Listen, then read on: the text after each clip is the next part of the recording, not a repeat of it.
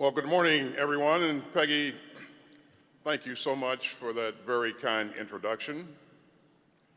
The Reagan Foundation, an institution, has been a great host, but you know, it feels a little unfair to be expected to give a speech after Peggy Noonan. And as you pointed out, Peggy, the last time that we saw each other was actually in Iraq in a dusty conference room in the palace at Baghdad.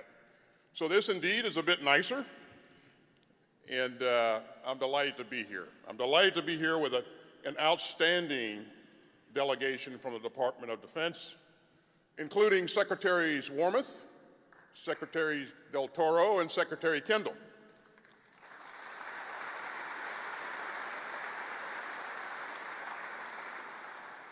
As well as members of the Joint Chiefs, combatant commanders, and more.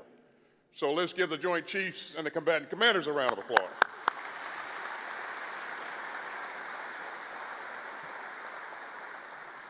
We also have a distinguished bipartisan delegation here from the United States Congress. And I always appreciate your constructive partnership, and I'm confident that we'll keep coming together to keep America secure, including the passing of a full-year omnibus appropriation.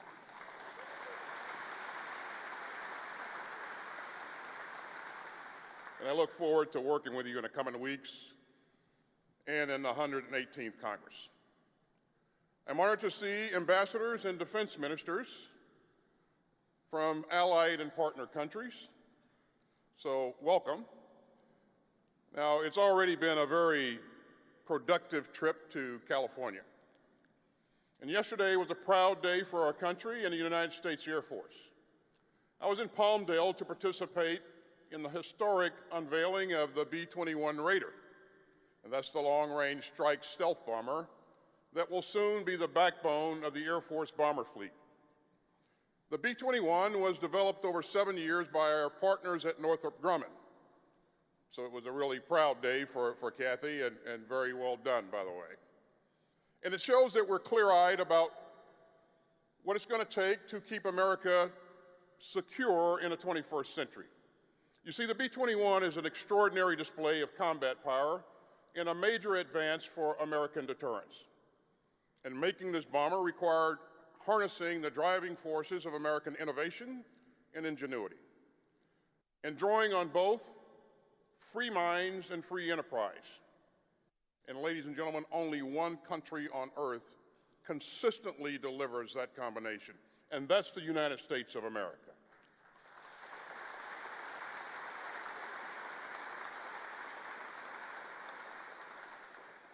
American power, innovation, and values make the U.S. military the strongest fighting force in human history.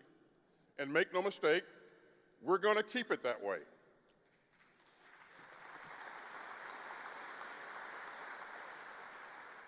And so our job is simple. We don't lose focus because of polls or politics. The U.S. military is here to fight and win our nation's wars. And we will always work to deter conflict whenever we can. But if we are forced to defend ourselves, we will win. And we will win beyond doubt. Now, as President Biden has said, we stand in a decisive decade. And these next few years will set the terms of our competition with the People's Republic of China. And they will shape the future of security in Europe, and they will determine whether our children and grandchildren inherit an open world of rules and rights, or whether they face emboldened autocrats who seek to dominate by force and fear. As some of you may know, I was at the Halifax International Security Forum in Canada 2 weeks ago. And I was introduced to a brave young Ukrainian soldier. And we spoke briefly about what she'd seen in her fight to defend her country. The next day, I saw that young soldier again. And she was weeping because 6 of her brothers and sisters in arms had been killed overnight by Russian forces. And through her tears, she presented me with a Ukrainian flag signed by some of the fighters who liberated the city of Kherson. And she told me that the next day she was headed back to Ukraine to rejoin the fight. And so, ladies and gentlemen, that's what's at stake in this decisive decade. So let me reaffirm a basic American truth. In the struggle between those fighting to defend democracy and those bent on imperial aggression, the United States stands with the forces of freedom. And we are determined to use American power to defend our great democracy and to bend the arc of history toward liberty.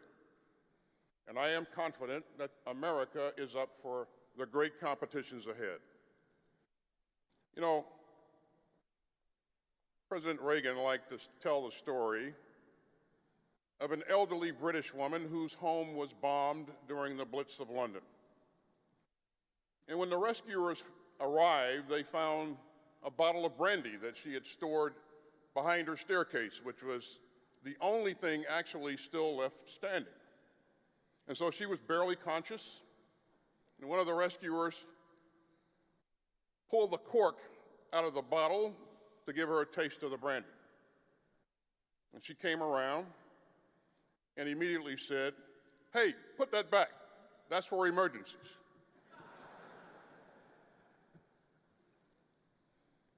Now that's the spirit that we need. This is no time to hold back our resources or our resolve. To meet this moment, we're going to need help from Congress, industry, and more. And I hope that you will join us in this mighty task. To shape this decisive decade, we're driving hard to further strengthen America's deterrence. And we're taking on the generational pacing challenge posed by the People's Republic of China. And we're tackling the acute threat of Putin's Russia and defending the rules-based international order that keeps us all secure. And we're going to do all of this the American way, by drawing on the full force of American innovation and American industry to ensure that we get our warfighters what they need before they need it. And at this hinge in history, we're carrying forward the great American tradition of strong, principled global leadership, alongside our stalwart allies and our valued partners in the service of human freedom. So let's start with American deterrence. It lies at the core of the national defense strategy that guides the department. We've got the right strategy and the right operational concepts, and they're driving us to make the right investments for our warfighters. So we're upgrading and honing and strengthening our armed forces for a changing world, even as we shore up the strong foundation that has kept us secure for decades. Because in our imperfect world, deterrence does come through strength. And we will continue to make clear to any potential foe the folly of aggression against the United States at any time or any place, in any theater or any domain.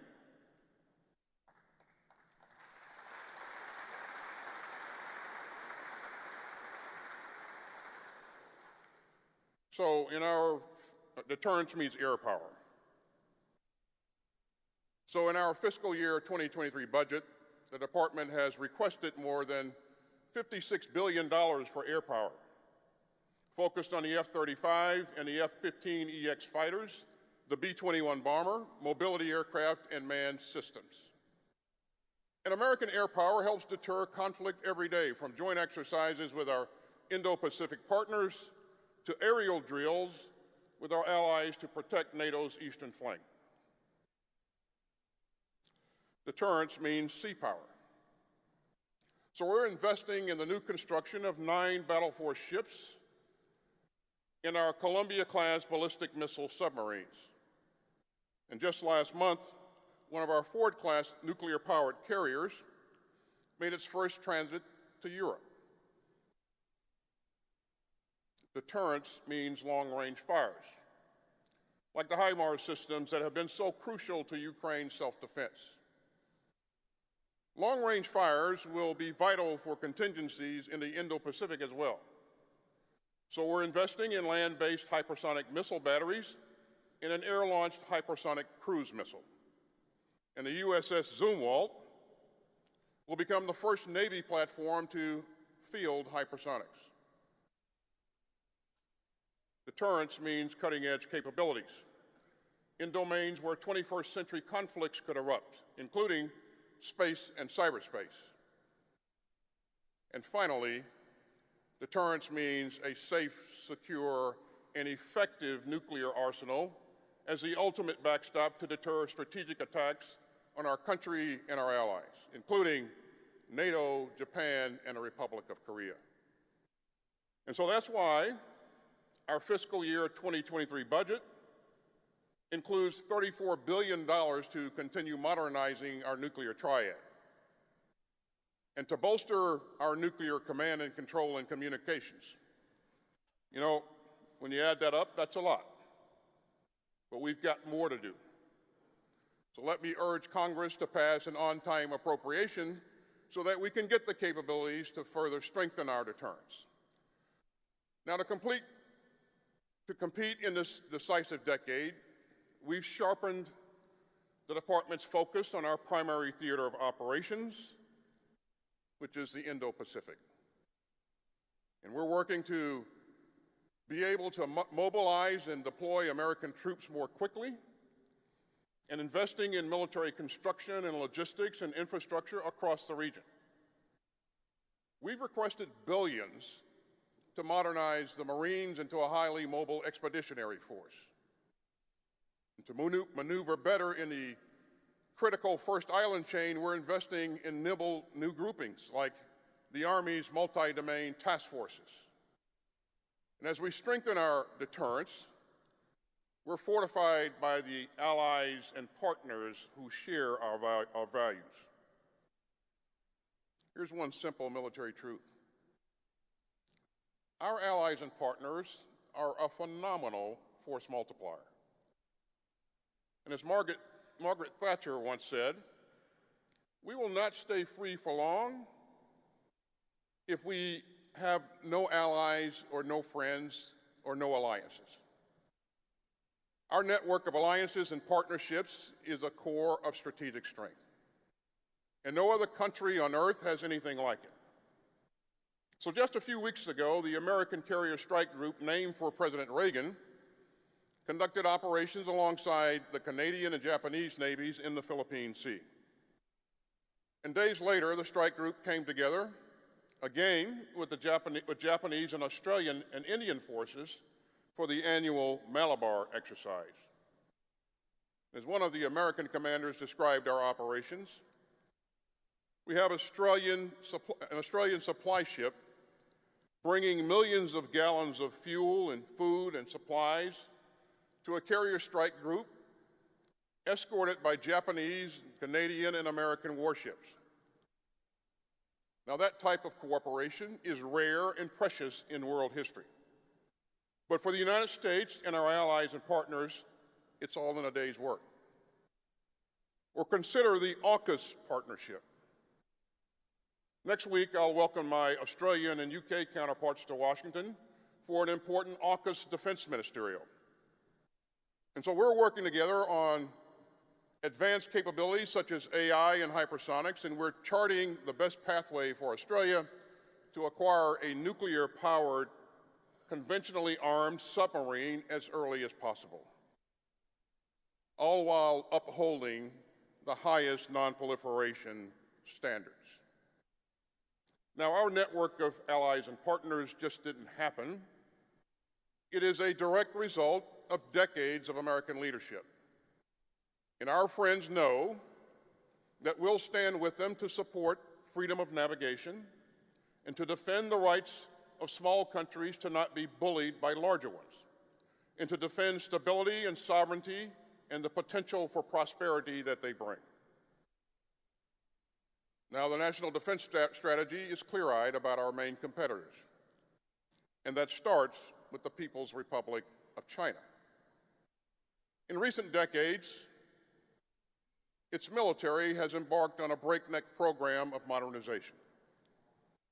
And the PRC is the only country with both the will and increasingly the power to reshape its region and the international order to suit its authoritarian preferences. So let me be clear. We will not let that happen.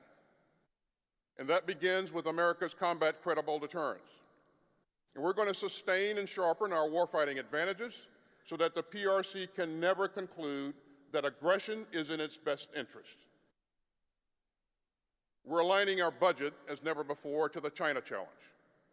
And we're making the department's largest investment ever in R&D and forging stronger capabilities. And we're modernizing training and equipping the U.S. military contingencies in the Indo-Pacific.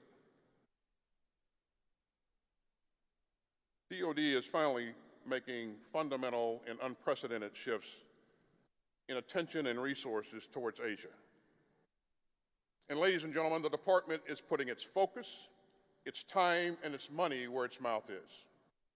And so we're matching our investments with new operational concepts suited to 21st century deterrence in the Indo-Pacific. And we're bolstering our forward presence in the region to build a more lethal, mobile, and distributed force posture. And we'll keep investing in a strategy of deterrence and denial. Now, we're not doing this alone. I just returned last week from Southeast Asia, where I met in Cambodia with defense leaders from around the region. And nearly every one of them shares our vision of a free and open Indo-Pacific, a region in which countries, large and small, can chart their own futures and have the capabilities to defend their own interests. We're also deeply committed to responsibly managing our competition with the PRC, even as we defend our interests, our allies, and our partners.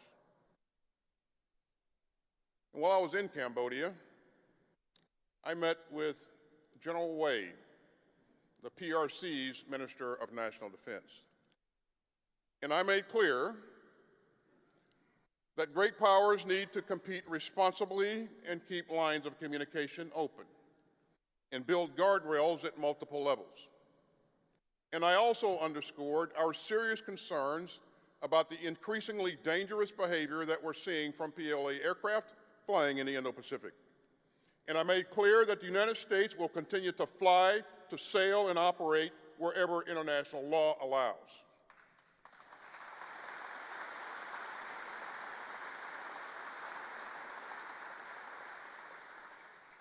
You know, great powers must choose responsibility over recklessness. Great powers must communicate with candor and respect the hard-won system of international laws and alliances and norms and agreements that has made us all more secure and prosperous since the end of World War II. You know, we can't take that open and stable order for granted. And that's one key reason that the world has come together to condemn and resist Russia's reckless war of choice in Ukraine. And this decade will be decisive for security in Europe as well as in Asia. But let's be clear about what we've seen in Ukraine. Russia wasn't provoked. Russia wasn't threatened. Russia wasn't attacked. Instead, one man chose war. And Putin's war is not the result of NATO expansion. It is the cause of NATO expansion. And now, because of the Kremlin's longing for a vanished empire, Europe faces its worst security crisis since the end of World War II. And a member of the UN Security Council, let me say that again. A member of the UN Security Council is waging war to deny democracy to more than 43 million people.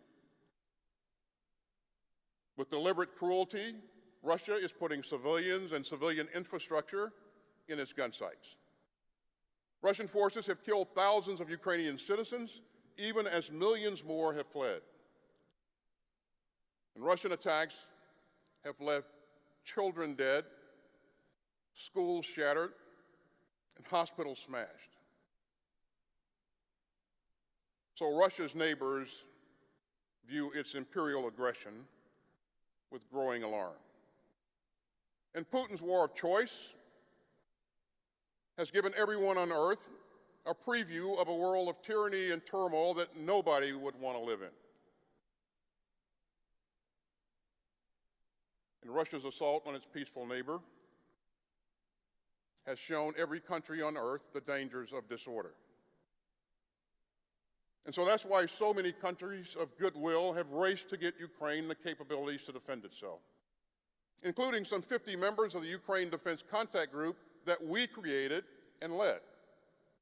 And it's why our united and resolute NATO allies have bolstered the alliance's forward defenses and reinforced its eastern flank.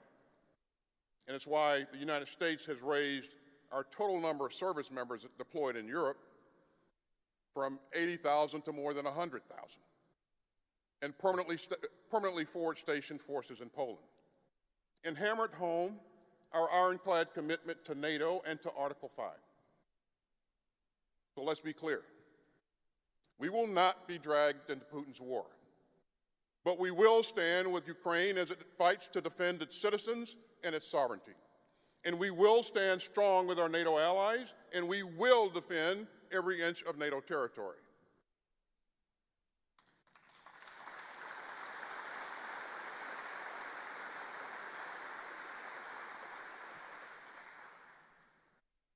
Now, that young Ukrainian fighter and her comrades in arms have shown the moral and military power of a free people roused to its defense. And her fellow citizens on the home front have shown immense resilience in the teeth of Russian aggression.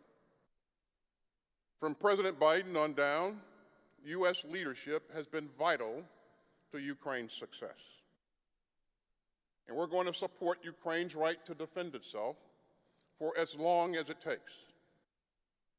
Now, our ability to shape this decisive decade rests on America's enduring advantages in national security. So we work hard to draw on the full range of talents of the American people. And we're driven by the power of patriotism and our restless spirit of innovation. Our free enterprise system is key to our national defense. Our defense industrial base is unmatched, and we've got to keep it that way. You know, our outstanding Deputy Secretary of Defense, Kath Hicks, and I meet regularly with industry leaders, including some new partners that used to think the Pentagon was just too hard to work with. And from the World War II mobilization to the MRAPs that I saw in Iraq, our public-private defense partnership protects American troops in the field. So we're working to strengthen that industrial base for the long haul. We're also working closely with Congress to secure multi-year procurement authorities and allow us to meet the needs of tomorrow. Now, our partners in the private sector have flagged a consistent problem. Even when they can see a way to deliver a promising technology to a military customer, securing the necessary capital to bring that capability to scale is hard, and sometimes impossible. So we've listened, and we've acted. Our Defense Innovation Unit is focused on identifying priority technology areas and using faster methods to get that tech into the hands of warfighters. And earlier this week, I announced the creation of the Department's Office of Strategic Capital. This important office will work to secure U.S. private sector investment in critical defense technology areas, ensuring that technology developed in America benefits America. And it's an example of how we're creating the conditions for innovators to succeed. You know, This kind of change doesn't always move as smoothly or as quickly as I'd like. But we are determined to change the way that the Pentagon does business and to create a true innovation ecosystem. Let me make one last point. American firepower is extraordinary. But over the course of my brief 41-year career in uniform, I learned that the source of our strength isn't just our weapons. It's our democracy. And that democracy demands something of us all. It's a daily referendum that asks us all what we are willing to give to the cause of American ideals and human freedom. And it's time to ask ourselves what each of us will do to help shape this rare and malleable moment in the course of human events. Now, our soldiers, sailors, airmen, Marines, and Guardians risk their lives every day for all of our security. And even in times of challenge or in hours of division, the American men and women who wear the cloth of our nation inspire us all with their unity of purpose. And they challenge us to put our shoulder to the wheel,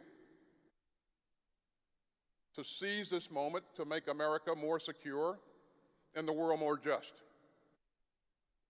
to rally together with our allies and partners who magnify our strength, and to prove again that the democratic ideals of America's founding still provide the world with a powerful beacon of hope. So let me quote President Reagan one last time, and this time about what history remembers.